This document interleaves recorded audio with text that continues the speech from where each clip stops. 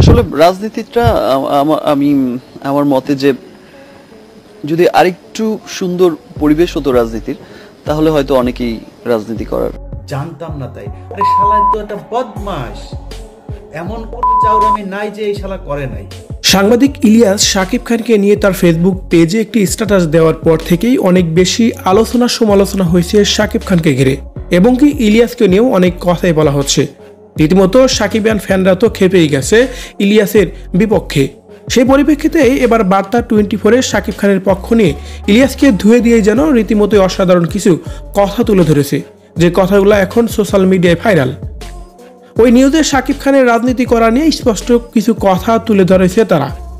সত্যিকার অর্থে কি বলা হয়েছে সেখানে, শাকিব খান রাজনীতির সাথে কতটা জড়িত ছিল, এ বিষয়ে বিস্তারিত জানাবো আমাদের আজকের এই ভিডিওতে। তাই একটু সময় নিয়ে পুরো ভিডিওটি দেখে সঙ্গেই থাকুন। শাকিব খানকে বরাবরই রাজনৈতিক তারকা হিসেবে দেখে এসেছে দর্শক। ক্ষমতাসীন দল কিংবা বিরোধী দল কোনোটির সঙ্গেই তার কখনো অতিরিক্ত সঙ্গতা ছিল না। গত বছর জুলাই আন্দোলনে যখন তারকারা মোটামুটিভাবে দুটি ভাগে বিভক্ত হয়ে যায়, একদল ছাত্রদের পক্ষে আর একদল শেখ হাসিনার পক্ষে, তখন শাকিব খান ছিলেন নিরপেক্ষ। এক পর্যায়ে অবশ্য তিনি ছাত্রদের পাশে দাঁড়িয়ে ফেসবুকে পোস্ট করেন। 5 আগস্ট শেখ হাসিনা সরকার পতনের পর বিজয় উদযাপন করেন ফেসবুক পোস্টের মাধ্যমেও। কিন্তু বছর ঘুরতেই তাকে নিয়ে শুরু হয়েছে নতুন চর্চা, নতুন বিতর্ক আর একরাশ সমালোচনা। কারণ তিনি গত 15 আগস্ট বঙ্গবন্ধু শেখ মুজিবুর রহমানের প্রয়াণ দিবসে তার প্রতি শ্রদ্ধা জানিয়ে একটি পোস্ট করেছেন। তা বর্তমানে সুবিধাজনক অবস্থায় না থাকায় রাজনৈতিক দলের নেতাকর্মীদের ভালো লাগেনি।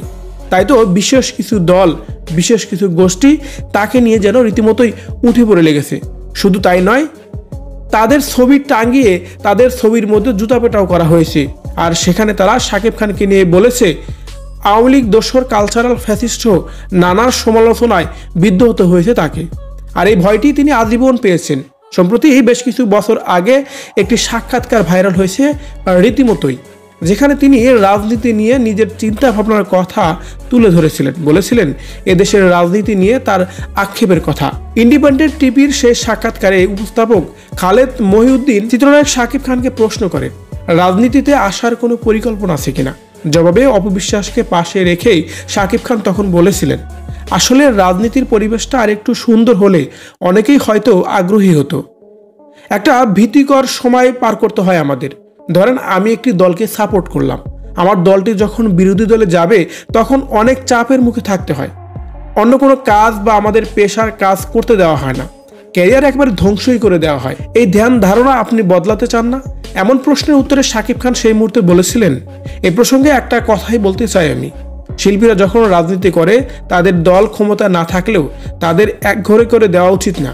কারণ একজন শিল্পী তৈরি হতে অনেক সময় লাগে। রাজনীতি তো সবার গণতান্ত্রিক অধিকার।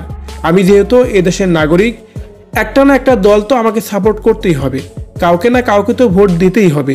সেক্ষেত্রে আমার মনে হয় যে সবাইকে একটু সহনশীল হওয়া উচিত।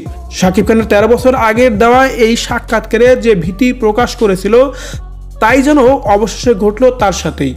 যদিও তিনি সরাসরি কোনো দলের হয়ে রাজনীতি করেননি, শুধু আওয়ামী লীগের সঙ্গে সম্পর্কিত মহান নেতা বঙ্গবন্ধুকে শ্রদ্ধা জানানোর জন্যই তাকে বয়কট ও সম্মানহানির মতো নেতিবাচকের মুখোমুখি পড়তে হয়েছে তাকে। আর এই বিষয়টি নিয়ে এখন সোশ্যাল মিডিয়ায় হচ্ছে অনেক বেশি আলোচনা আর সমালোচনা। ভিউয়ার্স, শাকিব খান যে বঙ্গবন্ধুর 15 আগস্টের প্রয়াণ দিবস উপলক্ষে যে পোস্টটি দিয়েছিল, আসলে সেই বিষয়টাকে আপনি কিভাবে দেখছেন? আর তাকে নিয়ে যে সাংবাদিক ইলিয়াস রীতিমতোই ধুয়ে দিয়ে কথাগুলো বলেছিল ফেসবুকে, সেই বিষয়টাকে আপনি কিভাবে দেখছেন? সার্বিক দিক থেকে আপনার মূল্যবান মতামত অবশ্যই কমেন্ট করে জানাবেন কমেন্ট বক্সে।